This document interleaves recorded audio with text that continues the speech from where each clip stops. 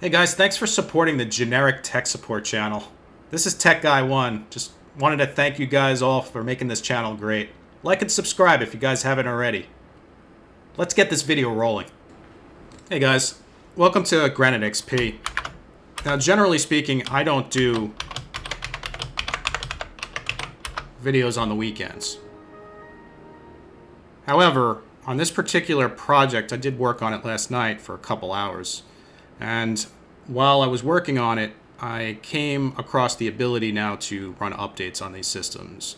And I don't mean just the updates that come with the WSUS offline installer. Now, I do wish that there was a way for me to modify this installation package to actually install the additional updates. But for the life of me, I can't figure out how to get it to work correctly. I don't know if it's a limitation in the package where I can't get it to pull from the new WSUS box, and I need like a 2008 WSUS box in order to run the updates. But at this point, getting the package installer and everything to work on a 2008, I don't even know if I could pull from the catalog with that box anymore. But I can with a 2019 server, which is what I'm running. Now, unfortunately, because that's the case, this package, while it does install updates, it only installs your XP Service Pack 3 roll-up updates. So there's maybe a total of 40 or 50 of them, but that's not all of the Windows XP updates. So in most scenarios, that's better than nothing. But what if you want to run all of the updates? And I mean all of the updates. So if we actually go into our control panel here and we go to Add Remove Programs, and I show updates, and you're going to see stuff here installed on 4.16. And everything that's installed on 4.16 on this box was installed from our WSUS offline installer. There are some things in this which are like security rollups and packages and whatnot. And as you can see, we're only really like a quarter of the way down the actual list here. That's all of the Windows XP updates that are installed or installable from the WSUS offline installer. But what if you want to install the rest of them? And I mean all of them. I mean the Point of Sale 2009 updates. I mean the Point of Sale updates. I mean the embedded updates. I mean the pre-embedded, the CE embedded system updates for Windows XP. All of the XP updates. What if you want to install the entire package and not just the stuff that's included on the WSUS offline? Now keep in mind the WSUS offline installer is still required here because that installer is going to install not just our package updates that were available off of that disk, but it's also going to install our configuration updates that existed from our .NET framework and our .NET configuration. Now, it's possible that that will be included in the later package update, but for the time being, I worked on specifically security and updates for Windows XP from all platforms that shipped with 32-bit version of XP. And as we see, this is from last night or really early this morning, we have a ton of Windows updates now installed on this system. And this is all of them. This is the full package of all Windows updates that would work on a 32-bit platform of Windows XP. So I'm just assuming that you guys want to know specifically how many updates that is. So we'll show you. Now the reason why I do more in this configuration is because I actually run out of space in order to show you all of the updates. So we're just going to stop right here. And if you could see this, this says 958 hotfixes installed. Now that's not all of them as far as all of the updates. That's just all of the updates as far as the security and critical security patches that exist for Windows XP. Now that's all of them from the Point of Sale 2009, the embedded, and then there was a CE version of the embedded also, and all of those updates are here. So what I did in order to get these updates, unfortunately, because I couldn't get the WSUS package to actually download off of the WSUS offline package to install from the WSUS server. I even tried the 9.2.1, which was the standalone package from their website. It just doesn't work. I don't know if there's something maybe in security that changed for a communications protocol through the application. It's not an official Microsoft package, so I have no idea. I know that the later version for like the Windows 10 and Windows 7 version, even that doesn't work right with the newest WSUS build. So I'm guessing that this particular package is what we would call dead. Now, if there's maybe somebody out there that's still developing it that you guys know of, send me the link through email because the terms of service in YouTube changed, and if you put a link down in the body, you might get flagged, banned, or removed, and I don't want that to happen to you. So ultimately just send it to me in email, and I'll grab it and I'll download it, and then I'll give you a thumbs up or a heads up in one of the videos. A mention. Just include your screen name if you can, so that way it makes it helpful if you want to be mentioned. If you don't, just put don't mention me, and I won't. With that said, the WSUS offline package just doesn't work anymore with WSUS. So I mean, obviously from the number, I figured it out, right? Well, kind of. So what I ended up doing is I created a PowerShell script to download all of the Windows updates for the XP platform from the WSUS box. And as you can see, there's 715 of them. And that's just the updates. Because if we go into our configuration of the updates, I'm looking in the wrong place. If we go into the configuration of the updates, there's actually a package installer as well. And the package installer includes all the security package updates, the DirectX updates, and all of the .NET Framework updates that go along with the system. There's probably an additional at least 60 of them there. So total, we're over 1,000, roughly about 1,000 updates that'll be applied to a system. Now, the way I have this written out is that I ended up using a batch file to actually call each one of the XP updates and do the installation in quiet, no restart, passive, and then export to an actual text file. And we do have the text file.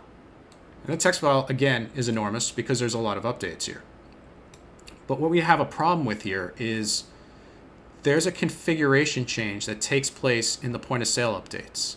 That this, as far as the no restart, passive, and quiet, is replaced by -Q, -N, and -P. And unfortunately, I can't call them with this, and I can't call the dashes because I don't know specifically which executable associates to which update. So you would say, where we see here, we see the update, right? But the problem is this is a GUID that only exists in the WSUS server. So we would have to go into the file properties or get Windows Update command inside of the PowerShell to pull back the update information for this particular KB to figure out which KB it is. And the issue is now in the log file, since the rename took place, I couldn't tell you which update is associated to which one of these. So it's possible what we'll have to do is we'll have to run this again on a clean machine. And when it throws the error, it does show a KB or a Q with a number next to it in the actual header or the actual top part of your update box. Now, when that occurs, we'll have to record what that number is, and we'll have to figure out specifically where it occurs inside of our list here, inside of our documentation or our notepad or a log. And it's also possible what we might have to do is change the log and do win update log and then do, 53, 54, 55, 56, and so on and so forth, and create 715 logs. So that way we can get an output for each individual log to see which one fails. And then we'll have to correlate that KB number to the actual log detail, so that way we could figure out which ones need a reboot. Because generally what happens is when this error takes place, where these differences take place, those updates require a system restart. So without those updates applied, you can apply all 715 updates without a single reboot. And then once it gets to the end, just restart the system and it'll apply all the updates. Now, the limitation to doing it this way is we don't see the KB numbers. We see file. And the reason why is because I think there's probably a limitation in Windows XP itself as far as how many files it can actually cache to show you the KB numbers. Because if we showed all of this, the last 50 have a KB associated number. But then everything above that, like 908 above that, don't have that. They only have the file name. But the thing is you don't see all 958 anyway. It only gets down to, I think, 248. I think that's the limitation on what it will actually display, the buffer in the actual command prompt. Now, if we expand that, it's possible we get the whole thing. But without it expanded, we stop at 248. So one of the main issues here is, obviously, the association to the actual file. So as you can see here, we don't get KB numbers in any of this stuff. So even inside of the application installation, we could see the correlated number, but we can't see the actual installation number. And then again, because of the way the log writes it out, we can see the correlated number, but we don't see the actual installation executable name that actually ran the installation project or process. So that's something we're going to have to figure out as far as gathering that additional information to figure out where the reboots are necessary so we can add those additional security patches.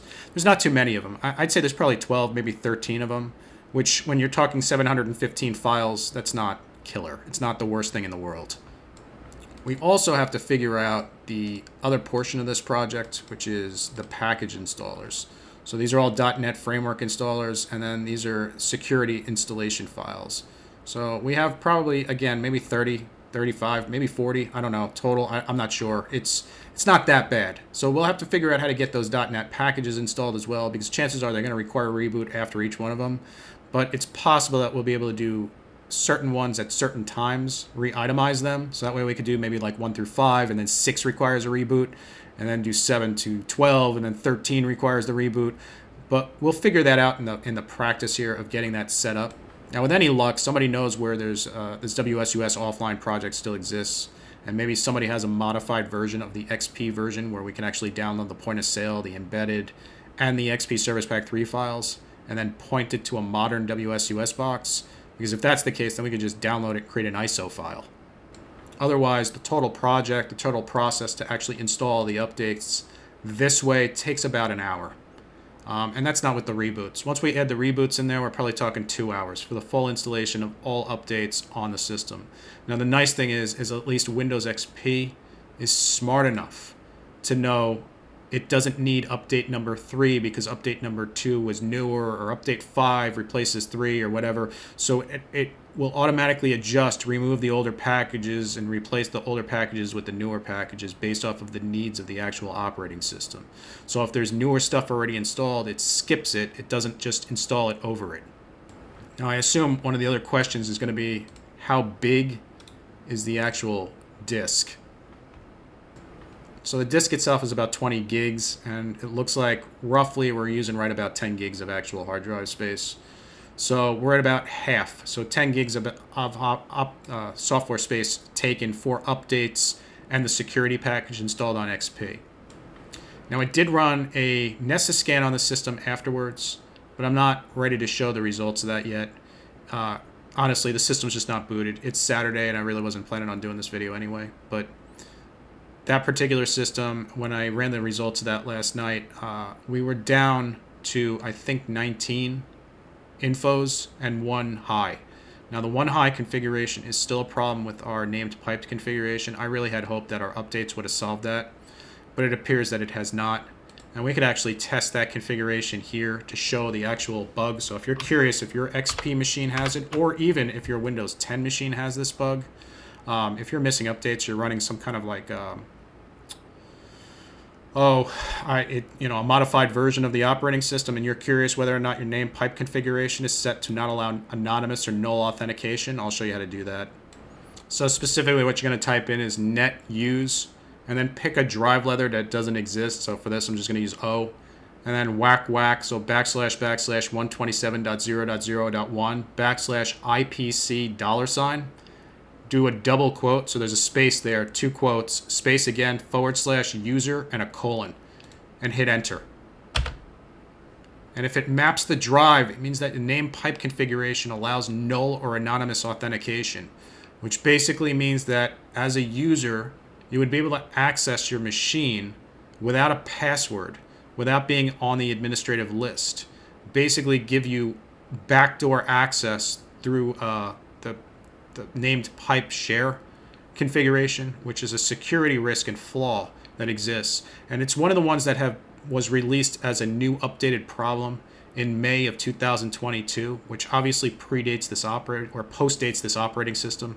So there's no update to fix that. So that's a registry modification we're gonna have to actually make to the system to resolve that issue. Now, if you want to get rid of it, it's really simple. You can just do net user O, and then do / D and / Y for delete and yes.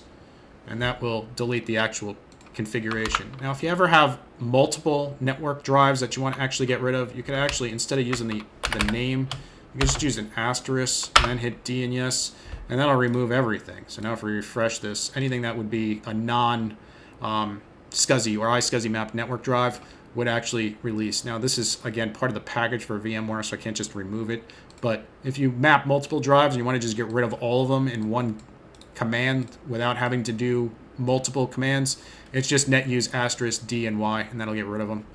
and then you could remap them. If you have a problem with group policy where you're trying to like map a new network drive and it doesn't work, just do this command and then do gp update space /force. It'll automatically remap the network drives. Now, I figure I mapped the network drive one more time here to just show you one more thing you can do. So if you open up your registry and you get HKey users, you could find your user class identifier, and then you can actually jump into your user, and underneath that, you'll look for something that says network. If you have something that says network, that means there's a network mapping to the system. If you don't see that, there's no network mapping.